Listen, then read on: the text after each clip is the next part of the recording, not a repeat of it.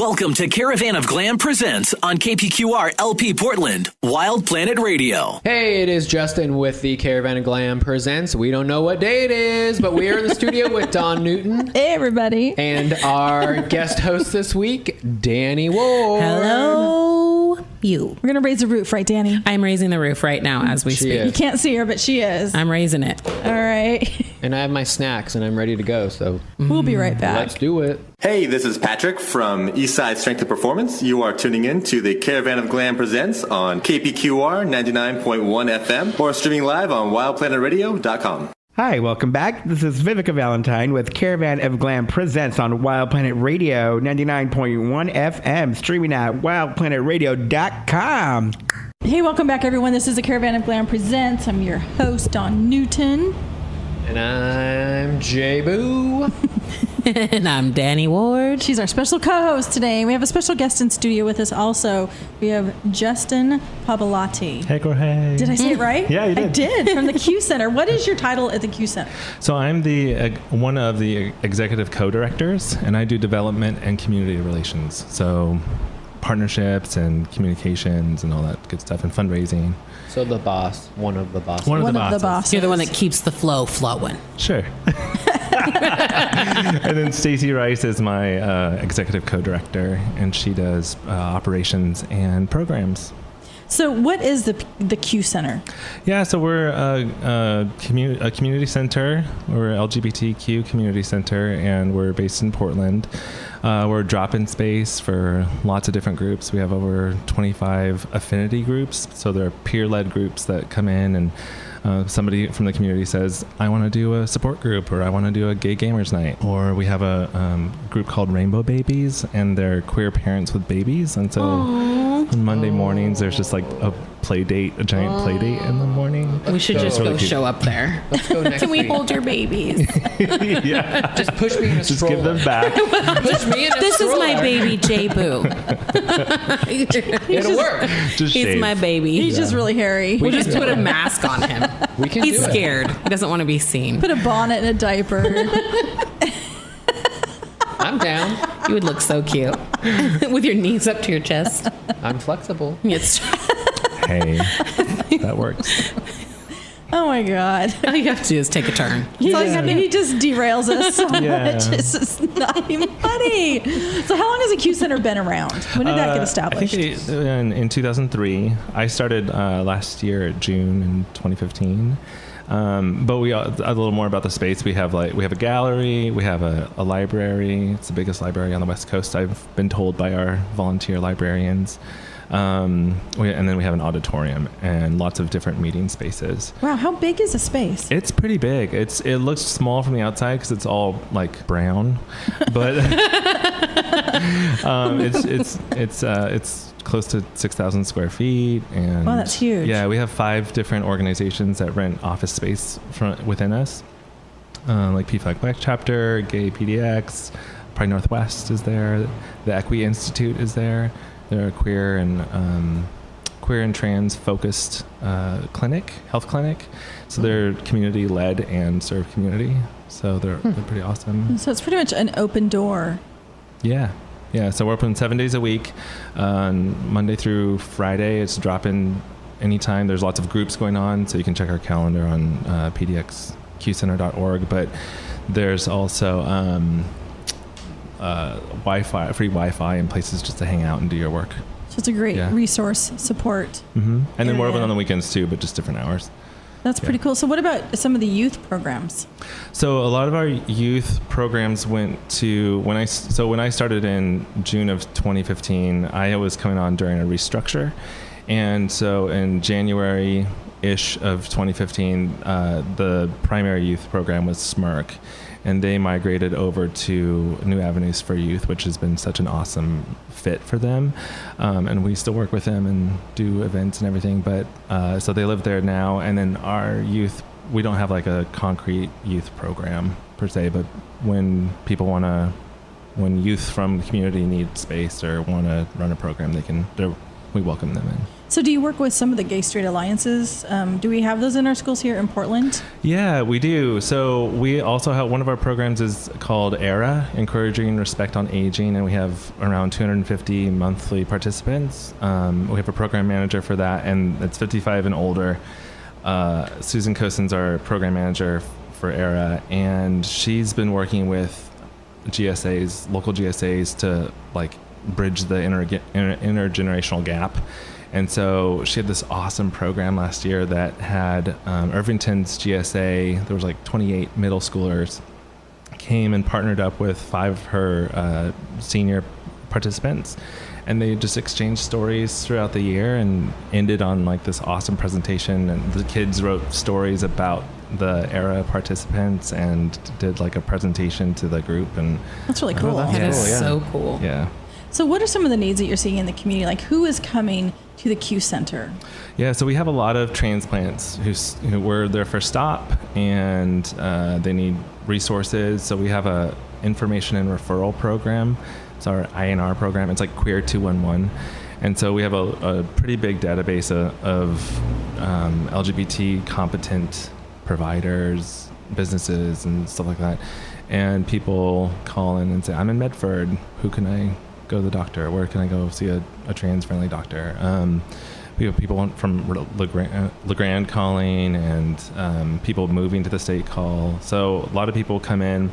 We see a lot of houseless folks who need a place to hang out in their community. And So the Q Center services Portland and beyond. It sounds like the entire state. yeah, so we're a drop-in center for Portland. We're like Portland's queer living room. And then for the state, we answer calls throughout the year. I think last year we had over like 7,000 calls. That's amazing. Yeah, so we have lots of volunteers. We couldn't stay open without our volunteers 7 days a week, and they answer all those calls. And yeah.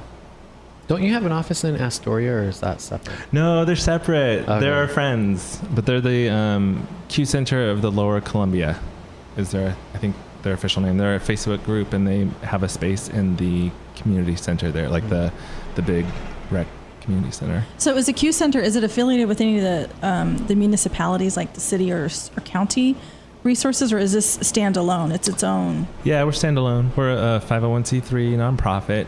We work with county. We met with Chair Kafori this morning just to give an update on what we're doing, but we're not like funded by the county right now. What can the community do to help the Q Center?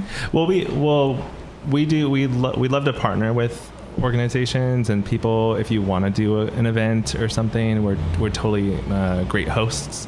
And then we have like our annual gala in October. It's going to be a brunch. It's not going to be at Q Center, but that's going to be at the Marriott by the waterfront. That'll be our big fundraiser. It's going to be pay as you can, so everyone can come. But we're working on that. And then in August, we were approached by the the Publishers Equality Association or something like that. That They know who you're talking about. Melanie Davis is the president of that. And it's a national association for equality publishers. And they're having their conference in August. And they're going to have, for one of their events, is going to be a fundraiser for the Orlando Center and a joint fundraiser for Q Center. So the ED from Orlando is going to be the keynote speaker. Yeah. Oh, wow. So that's going to be August 18th, I think. And we're working on a space for Be that. out of town. Yeah. I'm like, yeah, I can't go, but I'll pass it around. Yeah. No, I think that's awesome. What does this work mean to you? Oh, and personally, I wasn't expecting that. Get out here's a tissue.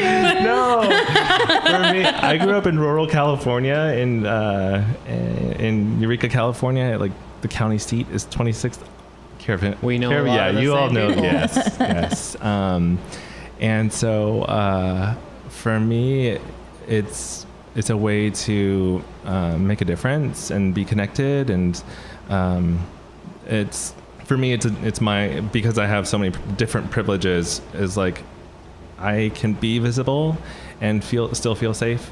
And I think it's my duty to do that. And it's not always fun work. It's pretty tiring work, but it's really empowering and extremely rewarding when things like Orlando happen, and then the community pulls together and has a vigil that's extremely moving and reminds us why we're family, or why we're chosen family. And I think we can do powerful things together. So it's pretty meaningful to me. Sounds like pretty rewarding. Yeah. So what are some of the challenges that you see in Portland? Like, how are we doing? What's the temperature of the support, the community? Yeah, I think everyone wants to be helpful. I don't, there's people do still get like gay bashed, especially during Pride Month, which is really Fleet Week. weird. Yeah. Yeah, all of June, really. That's the worst month. Yeah. June. Just weird. So But we all feel a little more carefree during that time too. I think we're we open our we're all out. It's true. Yeah, I think there's a lot of work that still needs to be done with trans competency for employers. Like, a lot of employers have non-discrimination policies, but it's, what does that really mean? How are people being accepting in the workplace? How do they get that training? So I think there's a lot of resources that exist that just need to be connected with folks. Like, part of your HR practice is trans competency or LGBTQ competency, right?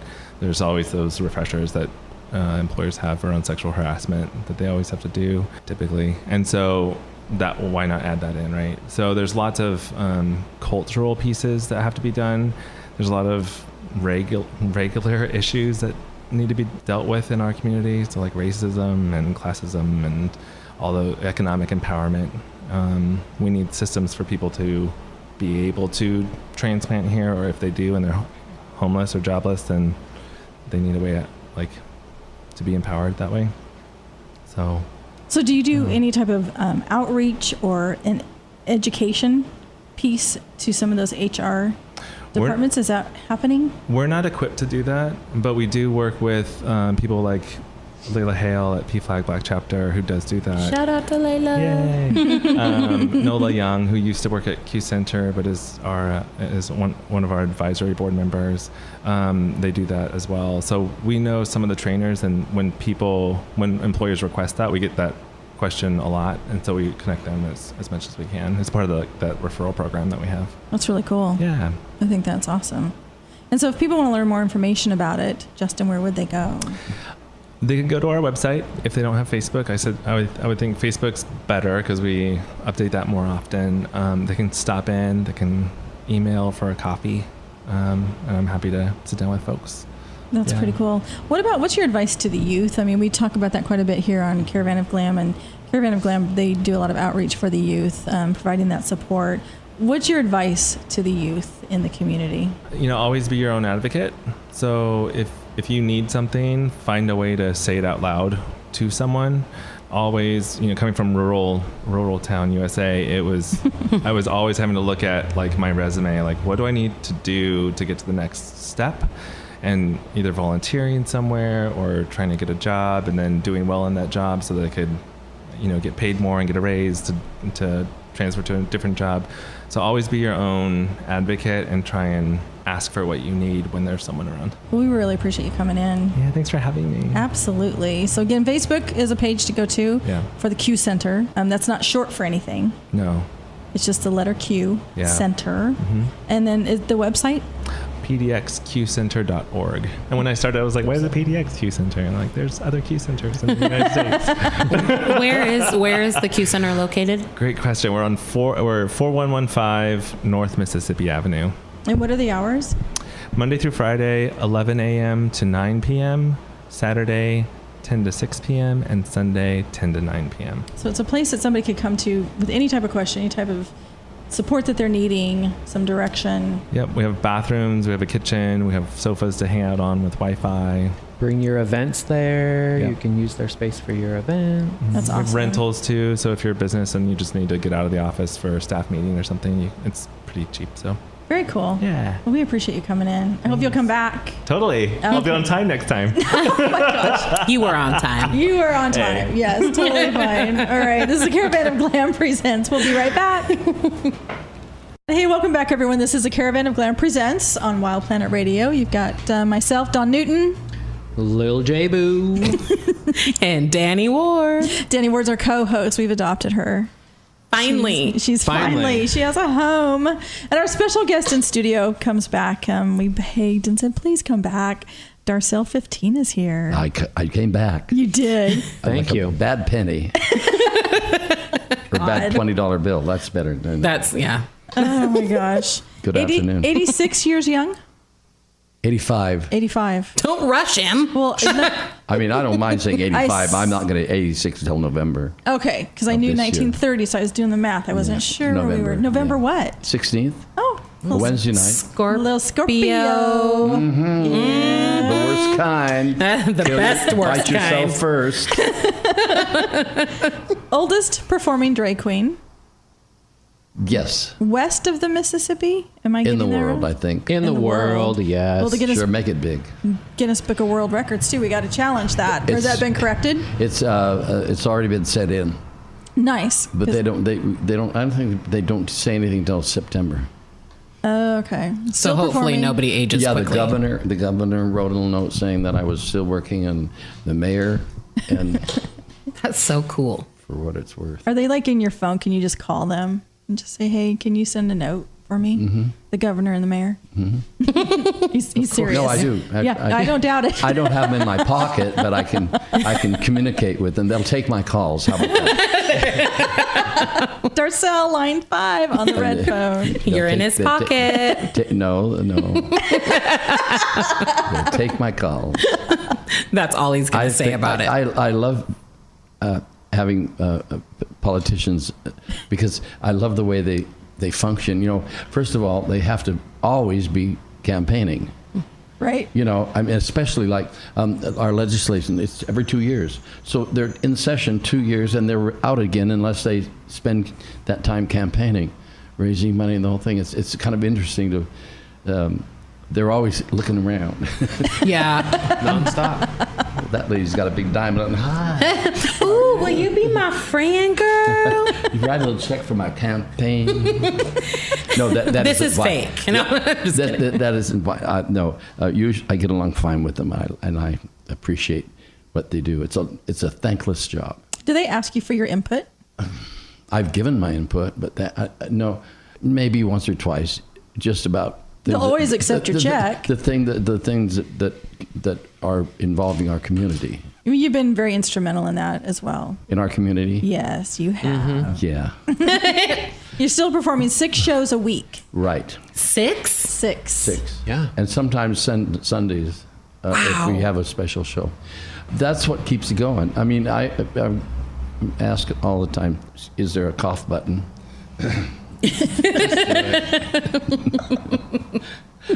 Big time places have cough buttons. But you know what I do? I cough anyway without pushing it, just to make them crazy in the control room. Okay. So Now I have to cough. yeah, I know. So my involvement came from thanking the Portland area, and now everybody in the world knows who we are because of social media. It's wonderful. But and so that's when I started getting involved. Was if I was asked by a nonprofit to do something that would sell a ticket, I'd go. I still do that. Well, you've been called an ambassador in an institution. People are locked up in institutions, but I don't mind. Yes, and you know, if I believed my own publicity, I wouldn't be sitting here. I'm serious. People, I don't see how. In just my notoriety is, you know, rather local but I can't believe that if you were a star, how could you read your own publicity and believe it? Yeah. Because as soon as you start believing it, you're not the same person. And I appreciate hearing these things, but if I went to bed thinking about them and waking up thinking about them and maybe even dreaming about them, I wouldn't be the same person. And I want to be a person. I don't want to be a institution. I mean, Well, that's how Portland has portrayed I know, you. and I totally appreciate it.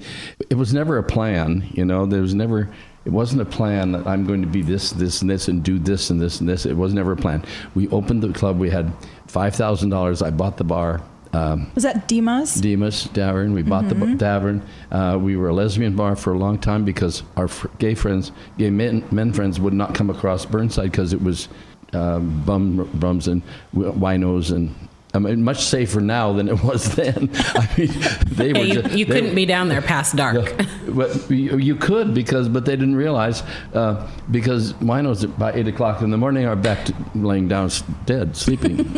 So that was a safe space. And of course now we're entertainment district, and it's exciting that part of it's exciting, but never a plan. We finally I had to pay the rent, so I hired a lovely lady, Papa Scott, who was just a big heart and always wore all men's clothing and just opened the doors for all of our lesbian friends. But I have to tell you that they weren't lesbians that we know now. They were dykes. Mm-hmm. I mean, evil things. They took the bad parts of a man and made it their way to live. Evil, fighting. And so that's how I learned how to control crowds. Oh, wow. Yeah. That's pretty amazing. Well, that was back in 1967, almost 50 years ago. Yeah. That you opened that bar. Mm-hmm. And so in last month, your documentary OPB came out, and I watched that. Were you happy with the final? Well, first of all, I love the team from OPB. Cammie was the director and the photographer and the sound man, and they were just like they become part of what we do. And they weren't obtrusive. They were always everywhere. Everything we did, they were there, but it wasn't. It wasn't annoying. It was their wonderful crew. How long? And then when they go ahead, I'm sorry. I was going to ask, how long did they film? About a year. Oh wow. Yeah. Whoa. And the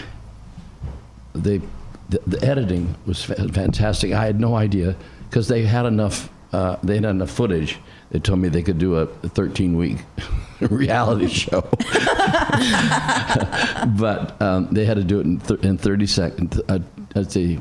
It was like 29 minutes. 30 minutes, 29 minutes. Yeah. A year of filming compacted into it.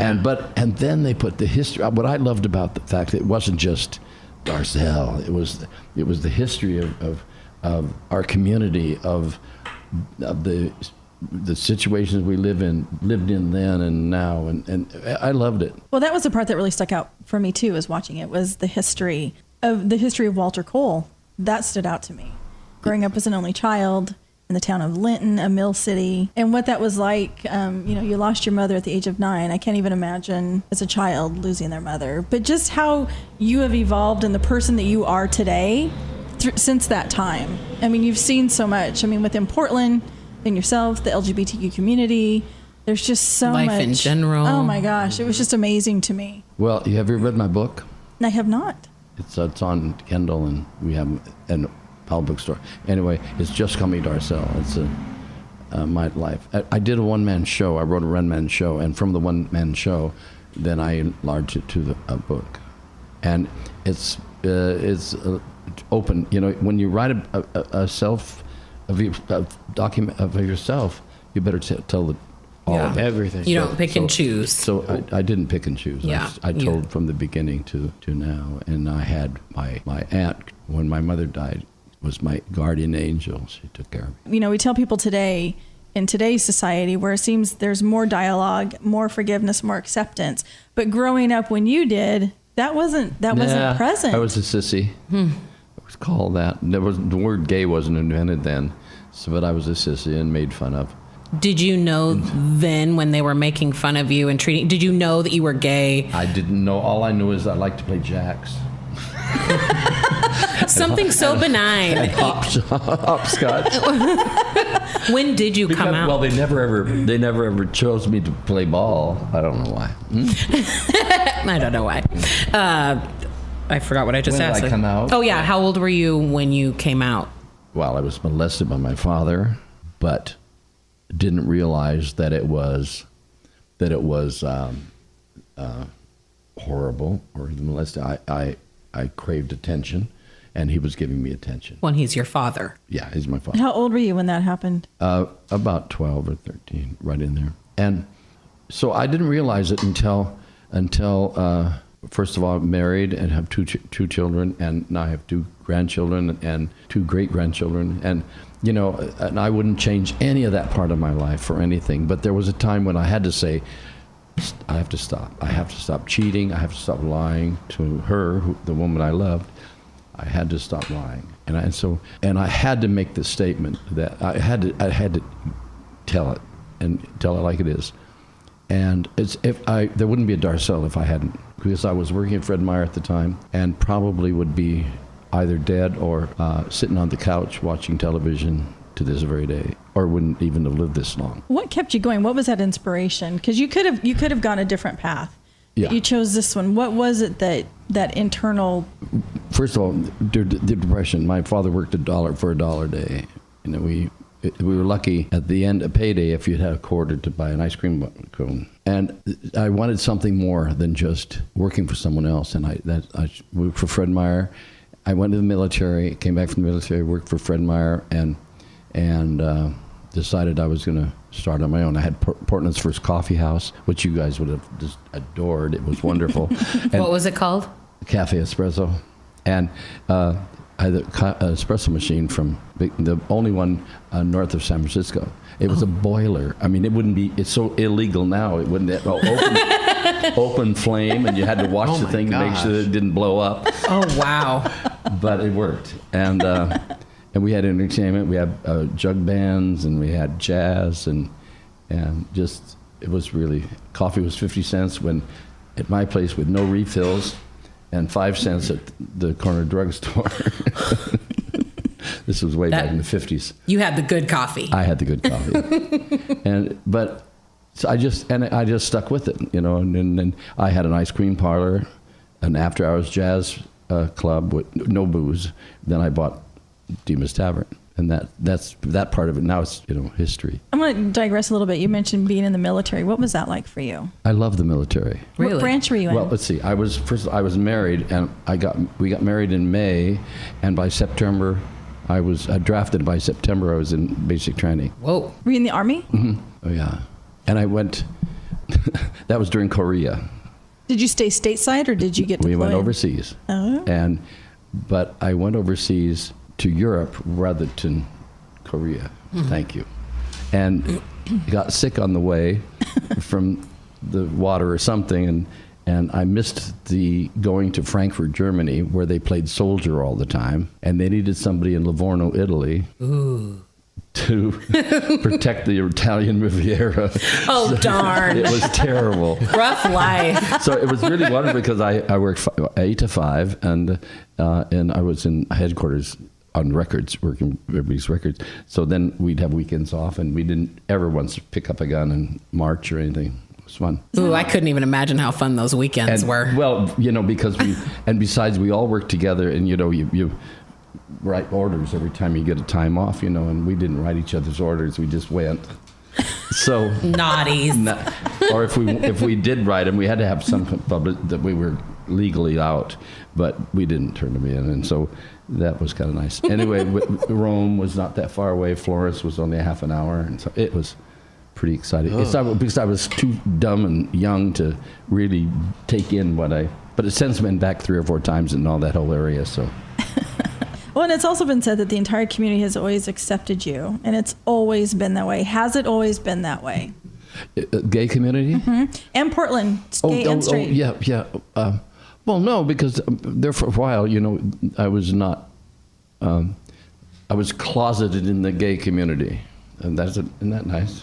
And I amaze myself sometimes looking with these, and so and then the Willamette Week wrote an article.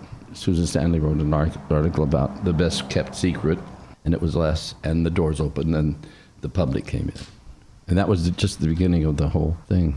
What year was that? That was about 60s, about 70, 70, because by 71 or 2 I ran for Empress. Yep, that's for Darcelle 15. Yeah, that's the 15 for. Mm-hmm. Mm-hmm. That's amazing.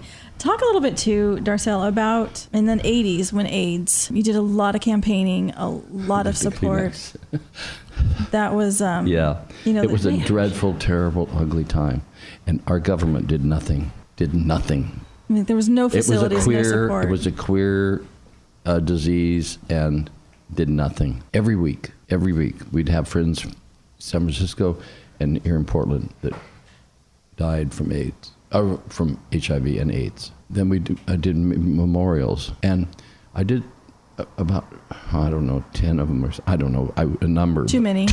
And I had to stop. It was tearing me apart. And when did we see a change in Portland in the view or how AIDS was perceived? When did the support start happening, or has it happened? Well, they do have facilities now which we worked on then to, like we have a hospice house called Our House. Mm-hmm. We did pantry for food for them. Esther's Pantry. Esther's Pantry. We did raise money so they'd have rent even money. So, some of them they lost their jobs and they can't work, nowhere to go, and counseling and the whole thing. It was a big thing, and a big bundle of money was raised. And then Measure 9 came along, and Measure 9 was going to get rid of all of us, and we raised over $1 million to fight it, and we did fight it. It didn't pass, but that money could have been raised for our friends who were sick. That's just pissed me off. Yeah. Well, and it's amazing how that has changed. I mean, when you look at the generations as time goes by, realizing the generations of today and of tomorrow, realizing the fight and the work that's been done, that they'll never experience. No, they'll never know. And they can hear it a million times, but unless you live through it, it's really not real. So in fact, sometimes I looking back, it's like, did it really happen that I lost all my friends? And I sat next to one of our show people, and I said, "Honey, you are losing weight. Have you been tested?" No. So I said, "We're going Monday, and I'll go with you." And we went together, and yes, it was, and she didn't even last 2 years once they. Wow.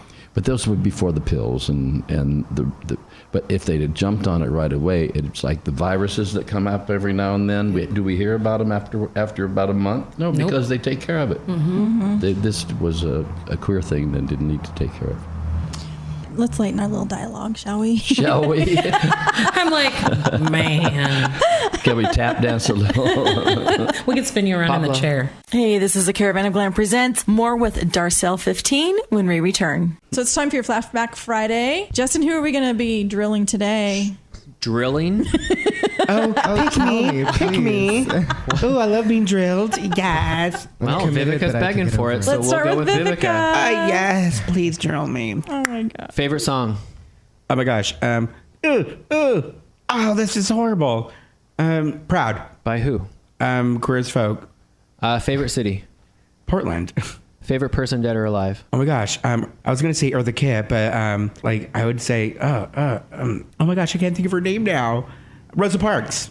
Biggest fear? Being alone. Least favorite historical figure? Least favorite historical figure? Donald Trump. Least favorite food? Ooh, cooked onion. Nasty. Really? Yes, it's so gross. You don't like grilled onion? Okay, I love the flavor and I love the smell. Quickly, hurry. But This the is rapid sight fire. the sight and texture is disgusting. It's like putting a worm in your mouth. Gross. Get it out of my face. Raw onion is delicious, though. Favorite actor? Oh my gosh, too many. But Jim Carrey. If you could visit anywhere in the world, where would it be? Hawaii.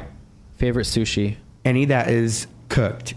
If you could have dinner with one dead celebrity, who would it be? Dead celebrity? Oh my God. I'm gonna have to go with Michael Jackson. Favorite superpower, if you could have one? Ooh. All the powers that embody Storm from X-Men. Favorite Disney princess? Pocahontas. There we go. Pocahontas.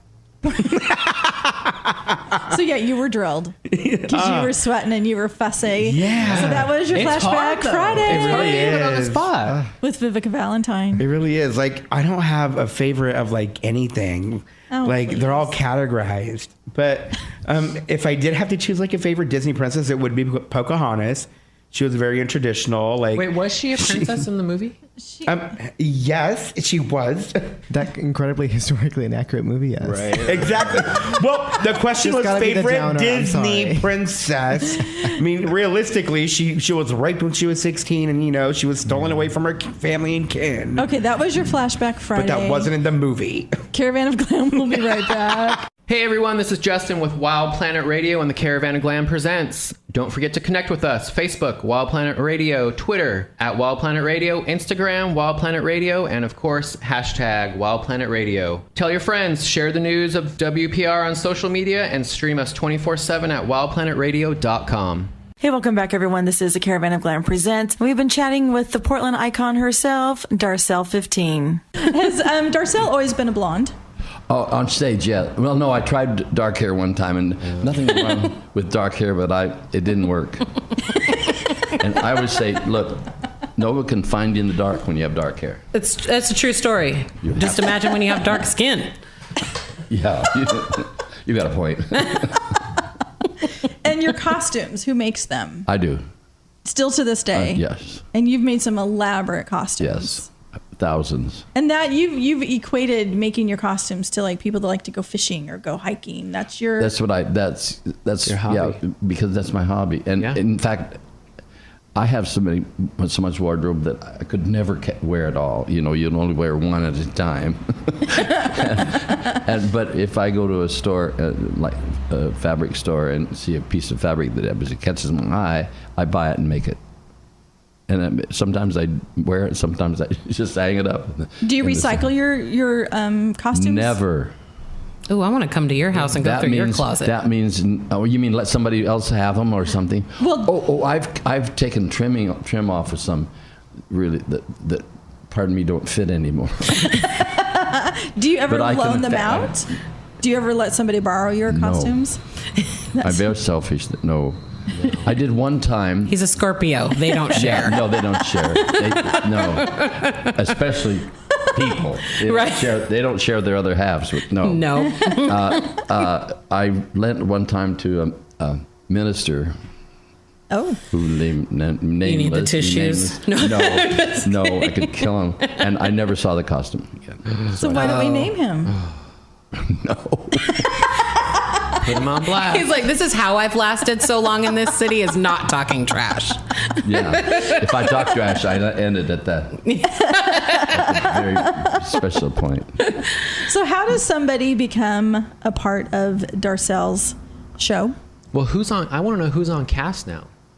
It's Mitchell, which has been there for 36 years. 36 years. Liza Minnelli, Summer. Liza Minnelli's been there a long time. Poison Waters. Summer, Poison. Alexis. Alexis. Maria. No. She comes, and the newest one is Misbehaving. She is so talented. Yeah. She came to Catch a Rising Star on Tuesday nights. It's a $5 cover, $5 burger, and $5 cocktail. Stolies. We should go.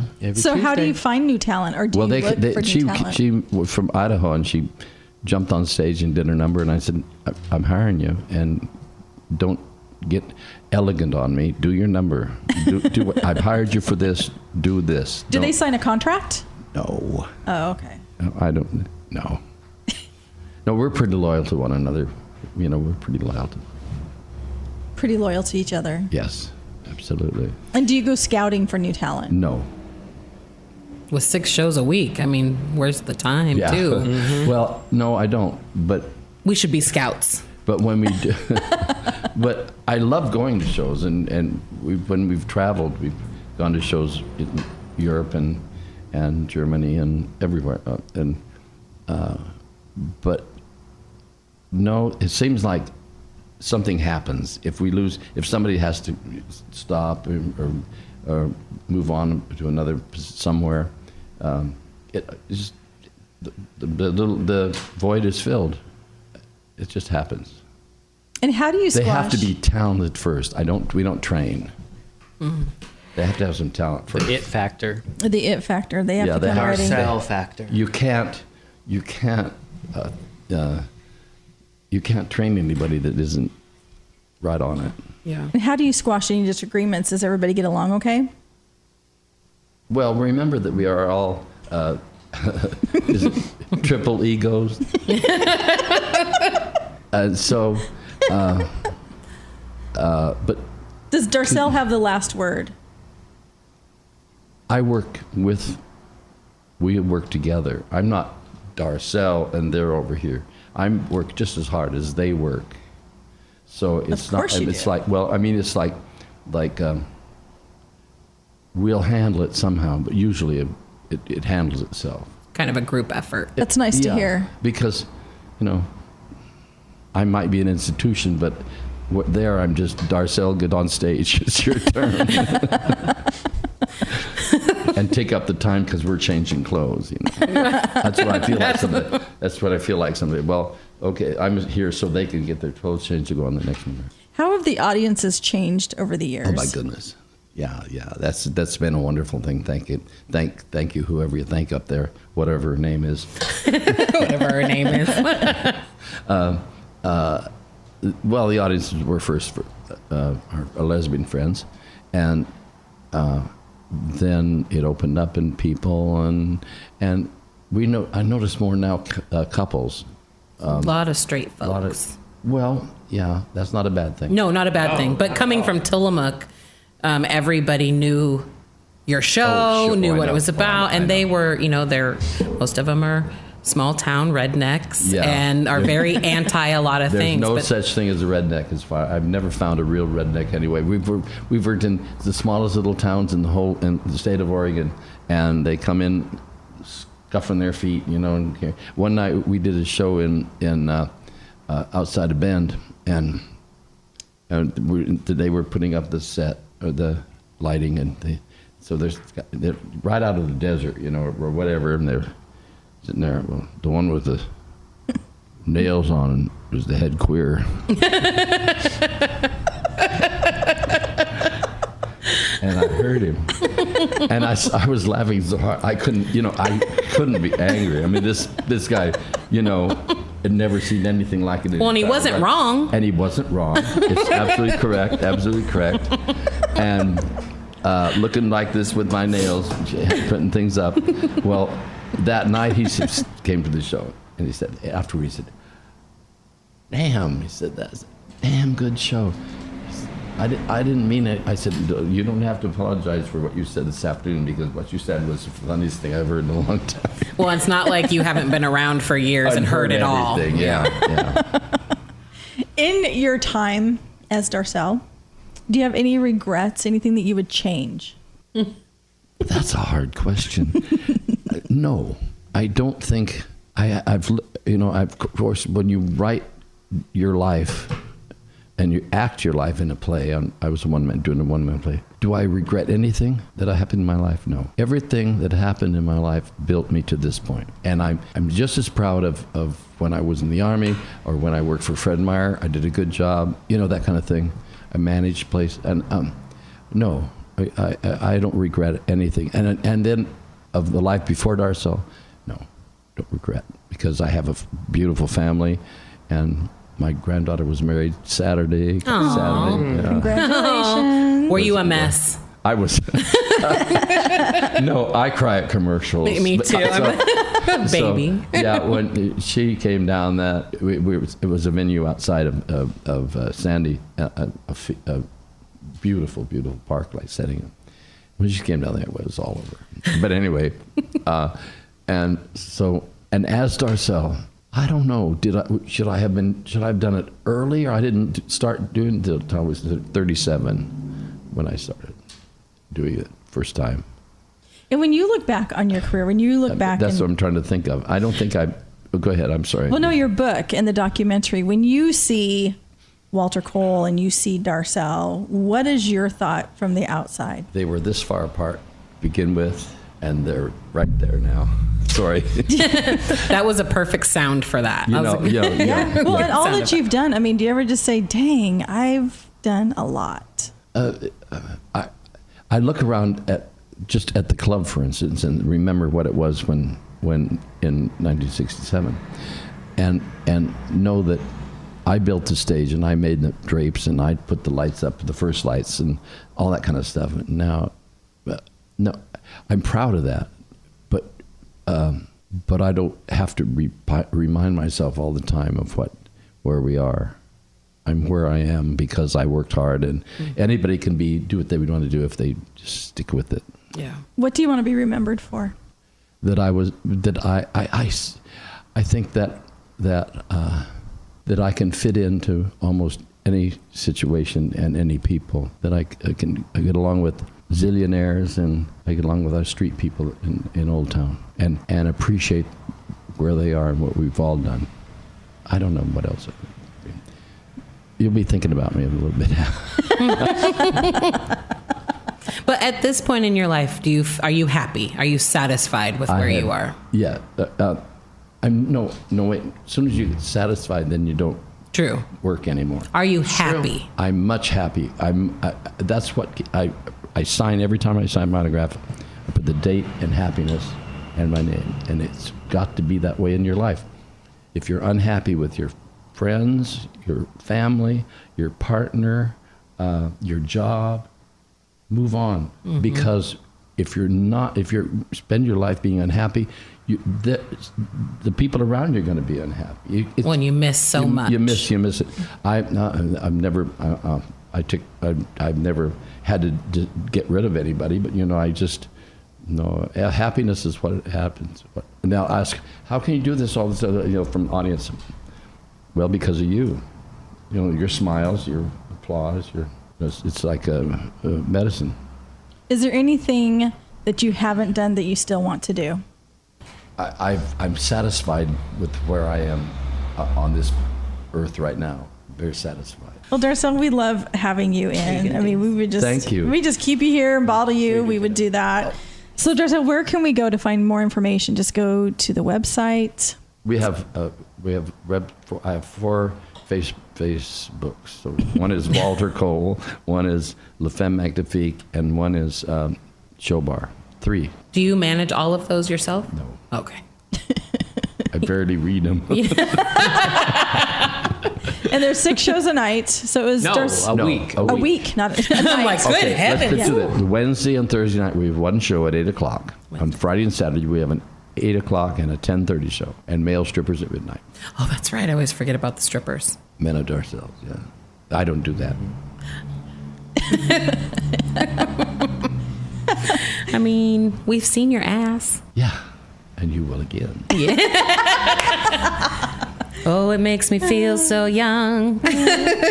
Well, again, Darcelle, we appreciate you coming in. It's been such an honor. I thank you for asking. Absolutely. We'll probably ask again. Probably. We will. Okay. I'll say yes. This is the Caravan of Glam Presents. I'm your host, Don Newton, along with Justin Buckles. And Danie Ward is with us too. Give us a note. Give us some sound. Sing us out. Come on. Do do do do do do do. We'll be right back.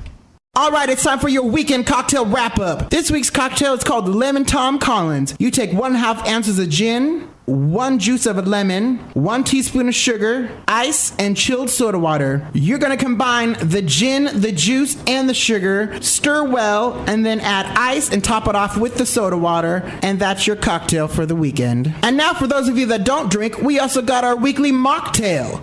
This week's mocktail is the Asian Pear Sparkler. You're going to need 1 cup of freshly pressed Asian pear juice, 1 teaspoon of lemon juice, 3/4 of a cup of honey, 1/4 of a cup of sugar, and also 1 sprig of fresh rosemary and 1 piece of fresh ginger.